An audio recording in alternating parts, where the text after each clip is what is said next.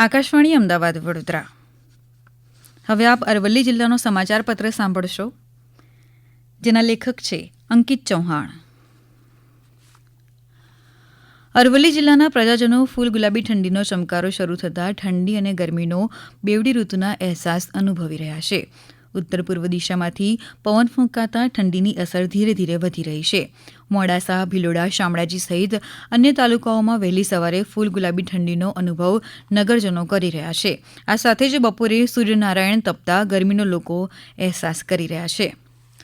ઠંડીને કારણે ખેડૂતો ઘઉં, બટાકા સહિતના પાકોમાં લાગી ગયા છે. જિલ્લાના વિવિધ વિસ્તારોમાં ખેડૂતોએ બટાકા અને ઘઉંનું વાવેતર કર્યું છે. ત્યારે બીજી બાજુ સિંચાઈ વિભાગ દ્વારા પ્રથમ તબક્કાનું પાણી કેનાલ મારફતે છોડાતા ખેડૂતોમાં ખુશની લહેર પ્રસરી છે. જિલ્લામાં પ્રોસેસિંગ એટલે કે ચિપ્સ બનાવવાના બટાકાનું મોટા પાયે વાવેતર થતું હોય છે. ત્યારે આ વખતે પણ બટાકાનું વાવેતર ખેડૂતોએ કર્યું છે. બીજી બાજુ અરવલ્લી જિલ્લામાં ખેડૂતો ધીરે ધીરે પ્રાકૃતિક ખેતી તરફ પણ આગળ વધી રહ્યા છે. જે અનુસંધાને માલપુર ખાતે પ્રાકૃતિક કૃષિ ખેડૂત સંમેલનનું યોજવામાં આવ્યું હતું. ગુજરાત પ્રાકૃતિક કૃષિ વિકાસ બોર્ડ તથા આત્મા પ્રોજેક્ટ અરવલ્લીના સંયુક્ત ઉપક્રમે માલપુર, બાયડ અને ધનસુરા તાલુકાના ખેડૂતો માટે માલપુર ખાતે પ્રાકૃતિક કૃષિ ખેડૂત સંમેલનનું આયોજન કરવામાં આવ્યું હતું. બાયડ માલપુર વિધાનસભાના ધારાસભ્ય ધવલસિંહ એન ઝાલાએ અધ્યક્ષસ્થાને કાર્યક્રમ યોજાયો હતો. આ સંમેલનમાં પ્રાકૃતિક ખેતીના મુખ્ય આયામો જેવા કે જીવામૃત, બીજામૃત, આચ્છાદન, વાવસા અને મિશ્ર પાકના ફાયદાઓ વિશે વિસ્તૃત ચર્ચા થઈ. આ પ્રસંગે પ્રગતિશીલ ખેડૂત શ્રી રાઠોડ બચુભાઈએ પોતાના અનુભવ રજૂ કરતા જણાવ્યું હતું કે પ્રાકૃતિક ખેતીથી ખેતરની જમીનની ફળદ્રુપતા વધી છે, ખર્ચ ઘટ્યો છે, ઉત્પાદનમાં ગુણવત્તા આવી છે અને ખેડૂતની આવકમાં પણ નોંધપાત્ર વધારો થયો છે.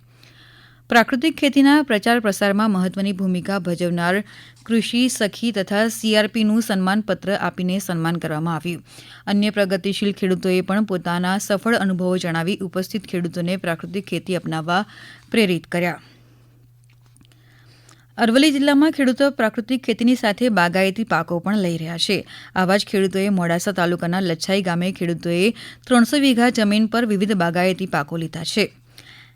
લચ્છાઈ ગામે મિતેશભાઈ પંડ્યા તેમજ અન્ય ખેડૂતોએ 350 વીઘા પર ડ્રેગન ફ્રૂટ, જામફળની બાગાયતી ખેતીમાં સફળતાનો ઇતિહાસ રચ્યો છે. સાબરકાંઠા જિલ્લાના મૂળ વતની મિતેશભાઈ પંડ્યા, જેમણે અરવલ્લી જિલ્લાના મોડાસા તાલુકાના લચ્છાઈ ગામે 350 વીઘામાં ડ્રેગન ફ્રૂટ, તાઇવાન પ્રજાતિના જામફળ તેમજ બટાકાની વૈજ્ઞાનિક અને પ્રાકૃતિક ખેતી શરૂ કરી છે. આ સાથે જ 20-25 જેટલા લોકોને રોજગારી પણ મળી રહે છે. અરવલ્લી જિલ્લાના વિવિધ ગ્રામ્ય વિસ્તારોમાં મહિલાઓ માટે વિશેષ કાર્યક્રમ યોજવામાં આવી રહ્યા છે. ખાસ કરીને સગર્ભા મહિલાઓને જરૂરી માહિતી મળી રહે તે માટે આરોગ્ય વિભાગ અને આઈસીડીએસ વિભાગ દ્વારા જિલ્લા વિકાસ અધિકારી દીપેશ કેડિયાના માર્ગદર્શન હેઠળ આ કામગીરી હાથ ધરવામાં આવે છે. આ વચ્ચે એનિમિયા, કુપોષણ અટકાયત અને ભવિષ્યમાં તે બાબતે કરવાની થતી કામગીરી અન્વયે એક દિવસીય વર્કશોપનું આયોજન કરવામાં આવ્યું હતું.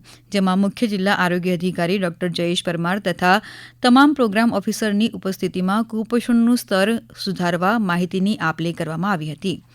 બાળકો તેમજ ધાત્રી માતાઓમાં એનિમિયા તેમજ કુપોષણનું સ્તર સુધારવા માટે ડાયટરી પ્રેક્ટિસ તેમજ હેલ્ધી ડાયટ વગેરે બાબતે ગહન ચર્ચા કરવામાં આવી હતી. જેમાં સ્થાનિક કક્ષાએ ઉપલબ્ધ ખોરાકનો ઉપયોગ કરી તમામ લોકોના પોષણ સ્તરમાં સુધારો થાય તે માટે જરૂરી પોષક તત્વો યુક્ત ખોરાક મળી રહે તે બાબતે જાગૃતિ લાવવા માટેની સઘન કામગીરી કરવા માટે આયોજન કરવામાં આવ્યું હતું.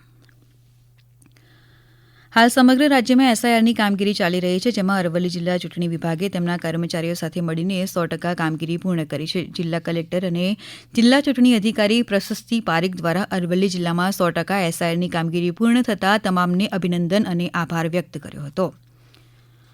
હમણાં જ આપે અરવલ્લી જિલ્લાનો સમાચાર પત્ર સાંભળ્યો, જેના લેખક હતા અંકિત ચૌહાણ. આ પ્રસારણ આકાશવાણીના અમદાવાદ વડોદરા કેન્દ્ર પરથી કરવામાં આવ્યું.